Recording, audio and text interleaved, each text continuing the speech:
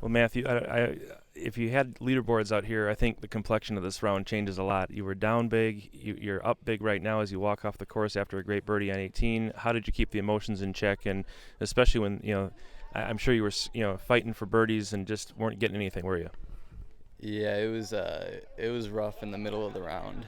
I think I bogeyed hole 12. I three-putted 12 to go to 3 over on the day, and at that point, I thought I was really giving it away. And I was trying to make birdies; they weren't coming, but I just kept at it and trusted in making a couple pars and seeing what could happen. And apparently, I'm not sure exactly what's going on, but it may have worked out okay. Yeah, Logan had a three-hole stretch. I think that he played 7 over, and so, and we haven't seen that extreme yet this week. I mean, this course has played much tougher, hasn't it? And from your, 3 or 4 years here, I mean, is it been a different course to try to determine a champion? Yeah, definitely. With the wind the last 2 days and then the greens being as quick as they have been, it's been very difficult. And today it was a little cold, so I wasn't really ready for that. So that made it a little hard too. Other than that, it's just hard the last day. Like the 3 hole stretch he had, I've been there before. Same idea, hole 10 a couple of years ago. And then last year, the first day, but Yeah. it's tough. And I think in fact, I think it was Logan who said yesterday he admired your closing ability. This wasn't a classic Matt Bachmann final round at University Ridge, but ironically it may get the job done. How do you balance that? I'm sure you're a guy who likes his body of work, and if it gets the job done, are you okay with that? I'm more than okay with it. It's very ironic. Definitely looking back, last 2 years playing a lot better, not finishing, but I'm disappointed. But if it can hold off, then oh well, fine with it. Well, especially given that you've got to conquer the conditions each year. And did you have to adjust your game because of the way this course was playing this week? Definitely, from the first tee, the first day, hole 10, I decided I'm just gonna swing a lot lighter, keep the ball lower, take some spin off the ball, because it's hard. Like the back nine, it gets tight, especially with the wind. You may not feel it as much, but it's there. So I definitely changed, trying to keep it a little lower. Other than that, I had a game plan coming in, and I hit most of the same shots. And today I hit driver off of 15, trying to do too much, and that cost me. But Yeah. Did you try to drive the green? yeah. Yeah. And where did it go? Well, I heard I was down a few at that point, Okay. so I took out the driver, sprayed that right. That was OB, or we never found it, Never I should found it. say.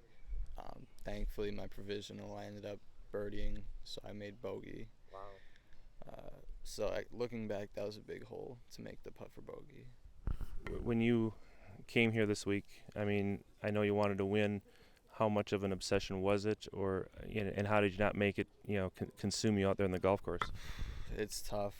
Honestly, life goes on either way, but the last 2 years coming second, whether it's from my friends or other people, I always hear it in my ear, coming second 2 years in a row. So it's a big deal to me. I don't know how it's going to finish yet. I'm not sure, but I'd be lying if I said it wasn't a big deal.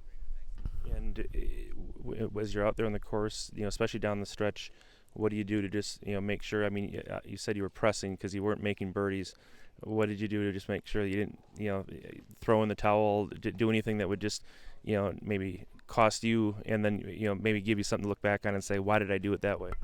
Yeah, I mean, that's not easy.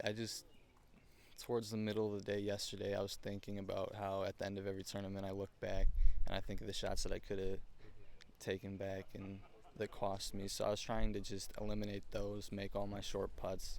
So at the end of the tournament, I couldn't look back and say, what if I didn't bogey there, bogey there. So I tried to make good decisions. And towards the middle of the back nine, I just decided that whatever happens, happens, and I might as well try to post as good of a score as I can, and getting down on myself is only going to hurt me more. So Matthew, you've played so many junior golf tournaments over your young life. I mean, is it still accurate that this one means more to kids than a lot of the others? And would there be if this holds up, does that fill that void that is hard to walk away from if you don't actually win this thing?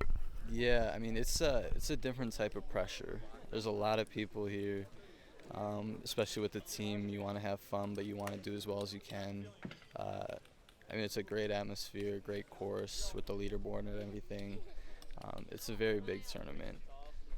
And if you're able to hang on, does that kind of validate all the things you've done as a junior golfer, or is it just one more piece of that big puzzle that you guys seem to always be filling?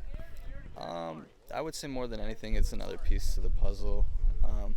It's definitely a huge benchmark that I want to accomplish, and it means a lot to me. But I think overall it'll probably motivate me even more. I kind of look at it that way. I'm a little bit weird that way. It kind of makes me hungrier. But yeah, I think it would just be something to build off of going into the summer. If it holds, I'm not sure what's going on. But yeah. A lot of golf to be played out there. But Matthew, thanks so much. And if it does hold up, congratulations and great high school career. Thank you.